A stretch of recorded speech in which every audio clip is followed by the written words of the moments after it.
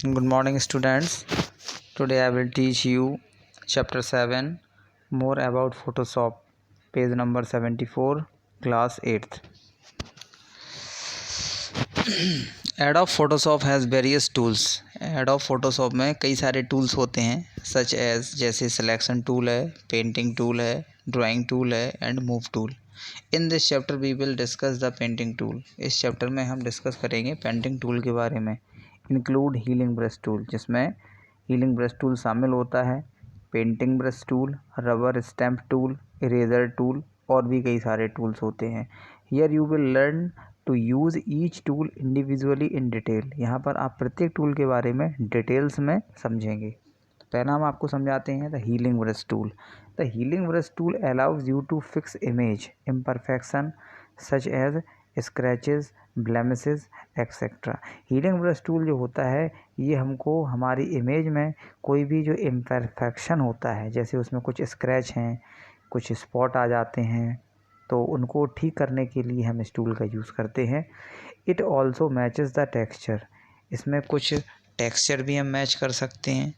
Lighting transparency, मतलब हमारी जो कंट्रास्ट जो होता है उसको हम लाइट और डार्क कर सकते हैं. ट्रांसपेरेंसी मतलब उसकी पारदर्शिता को और उसकी शेडिंग को, मतलब तमाम प्रकार से इसके पिक्सल्स जो होते हैं to the source pixels as a result. इसके रिज़ल्ट में हमें the repaired pixels blend into the rest of image, मतलब जो हमारी मेन इमेज होती है वो बहुत अच्छे से शो हो जाती है और उसके आसपास के एरिया अगर हमें ब्लेंड करना होता है, धुंधला करना होता है, तो वो उसका धुंधला हो जाता है, वो अच्छे से क्लियर नहीं होता है. लेकिन हमारी जो पिक्चर है, जो मेन पिक्चर है, वो एकदम बहुत अच्छे से क्लियर हो जाती है. By sampling the surrounding area और using a predefined pattern. मतलब जो सैम्पलिंग, जो सराउंडिंग यानी कि उसके चारों ओर का जो एरिया होता है, और using a predefined pattern मतलब हम पहले से जो प्री डिफाइंड पैटर्न होता है उसका यूज़ करते हैं. You can blend the imperfection into the rest of the image. मतलब हमारे इमेज के आसपास कोई चीज़ है, अगर हम वो नहीं शो करना चाहते हैं, उसको ब्लेंड करना चाहते हैं, तो इसको हम ब्लेंड कर सकते हैं. मतलब वो क्लियरिटी से एकदम शो नहीं होगी, केवल हमारी इमेज ही शो होगी. The steps to use this tools are. ये करने के लिए हमें कुछ स्टेप्स को फॉलो करना होता है जो इस प्रकार से है. पहला स्टेप है आपका select the healing brush tool in the toolbox. Toolbox में से हीलिंग ब्रश टूल को सेलेक्ट करते हैं. Check the setting in the option bar. Option bar में हमारी जो सेटिंग है उसको चेक करते हैं. एंड एडजस्ट इफ़ नेसेसरी, और अगर ज़रूरी समझें तो हम उसको एडजस्ट भी कर सकते हैं अपने according. The options you may change include the brush size. इसमें जो भी ऑप्शंस मतलब शामिल हैं जिन्हें आप चेंज कर सकते हैं, जैसे हमारे ब्रश का साइज़ है, इसको भी हम घटा बढ़ा सकते हैं.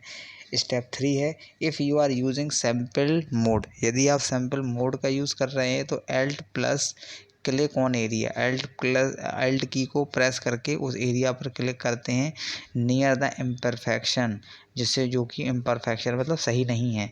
To define the starting point को डिफाइन करने के लिए.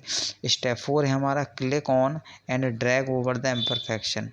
ड्रैग करके हम अपने माउस पे क्लिक करके उसको ड्रैग करते हैं उस इम्परफेक्शन एरिया पर. This can be seen here in the form of light blue dots. यहाँ पर वो आपको हल्के हल्के ब्लू कलर के डॉट्स में शो होगा. तो ठीक है, इसके बाद हम पढ़ाते हैं आपको the patch tool. Patch tool क्या होता है? The patch tool let's you repair A selected area.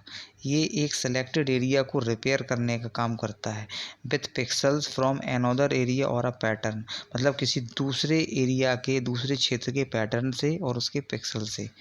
Like the healing brush tool. Healing brush tool की तरह the patch tool matches the texture. हमारे जो टेक्सचर को पैच टूल मैच करता है.